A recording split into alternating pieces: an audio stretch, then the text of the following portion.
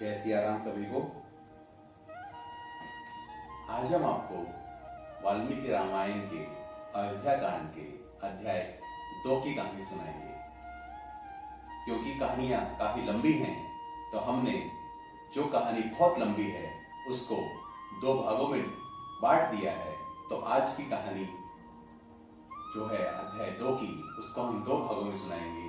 जिसका प्रथम भाग इस प्रकार से आरंभ होता है कि महाराज दशरथ ने सभा बुलाई है, सभी राजाओं की, अपने मंत्रियों की, श्रेष्ठ लोगों की जो उनके राज्य के थे, और उनके सामने प्रस्ताव रख रहे हैं कि मेरे बेटे राम जी, जो कि सभी गुणों से संपन्न हैं, उनको अगला राजा घोषित कर देना चाहिए और उनका राज्य अभिषेक कर देना चाहिए।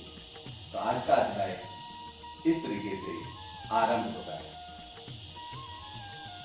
उस समय राजसभा में बैठे हुए सब लोगों को संबोधित करके महाराज दशरथ मेघ के समान शब्द करते हुए दुंदुभि की ध्वनि से सदृश्य अत्यंत गंभीर गूंजते हुए उच्च स्वर से सबके आनंद को बढ़ाने वाली यह हितकारी बात कहते हैं।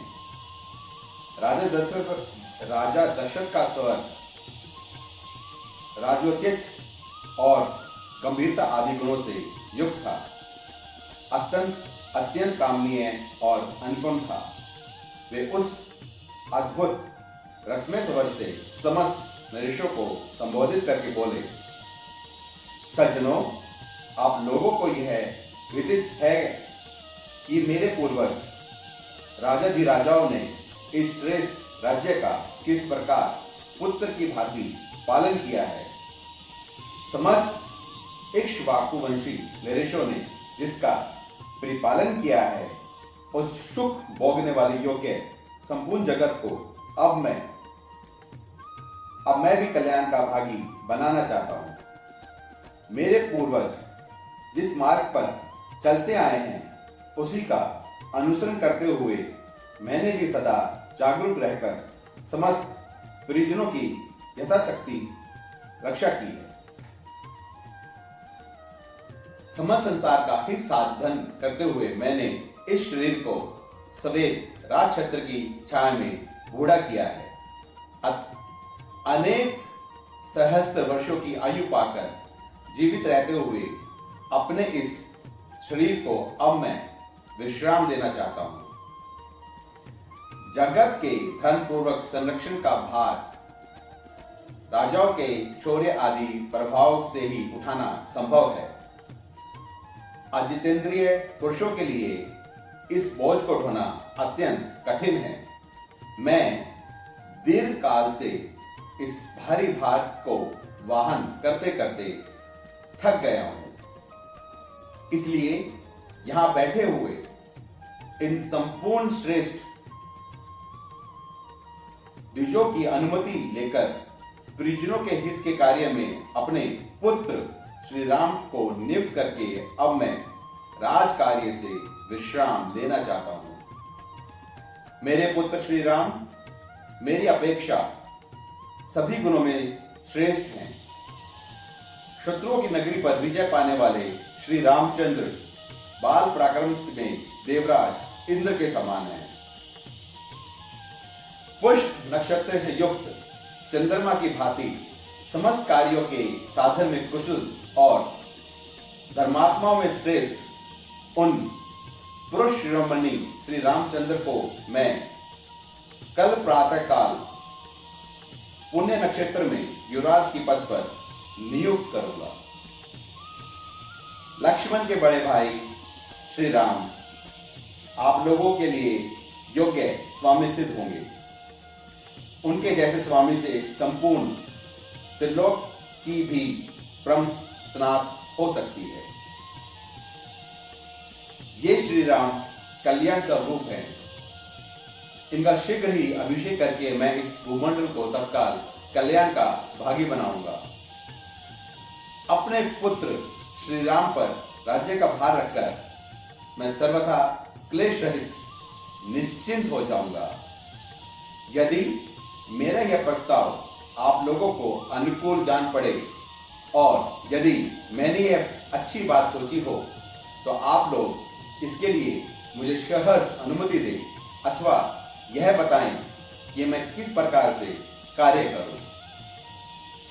यद्यपि जय श्री राम के राज्याभिषेक का विचार मेरे लिए अधिक प्रसन्नता का विषय है, तथापि यदि इसके अतिरिक्त भी कोई सबके लिए हितकर बात हो तो आप लोग उसे सोचें।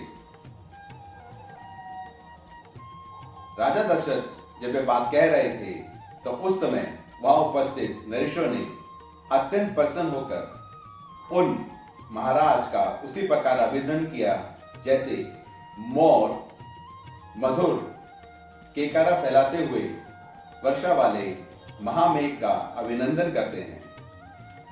तत्पश्चात समस्त जन समुदाय की स्नेहमयी हर्षध्वनि सुनाई पड़ी।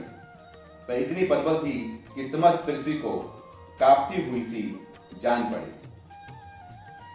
धर्म और अर्थ के ज्ञाता महाराज दशरथ के अभिप्राय को पूर्ण रूप से जानकर संपूर्ण ब्राह्मणों और सेनापति नगर और जनपद के प्रधान व्यक्तियों के साथ मिलकर परस्पर सलाह करने के लिए बैठे और मन से सब कुछ समझकर जब वे एक निश्चय पर पहुंचे तब बूढ़े राजा दशरथ से इस प्रकार बोले, पृथ्वीनाथ, आपकी अवस्था कई हजार वर्षों की हो गई, आप बूढ़े हो गए, अतः पृथ्वी के पालन में समर्थ अपने पुत्र श्री राम अवश्य ही युवराज के पद पर अभिषेक कीजिए।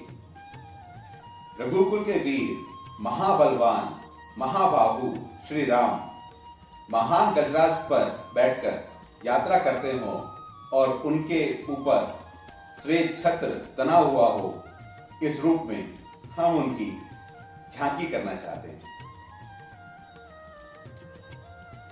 इसके आगे की कहानी हम आपको कल के भाग में सुनाएंगे, क्योंकि हमारी ये कामना है कि आप वाल्मीकि रामायण की जो कहानी है उसका पूरा रस ले सके, उसको भली भांति समझ सके।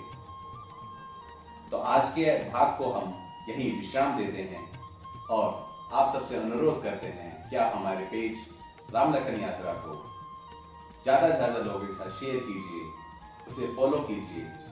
अगर आपको हमारी कहानी अच्छी लगी हो तो कमेंट में लिख के जाइए जय श्री राम, और आप सभी लोग सुनते रहिए परशुराम की कहानी भक्त मनु की जबानी। जय सिया राम।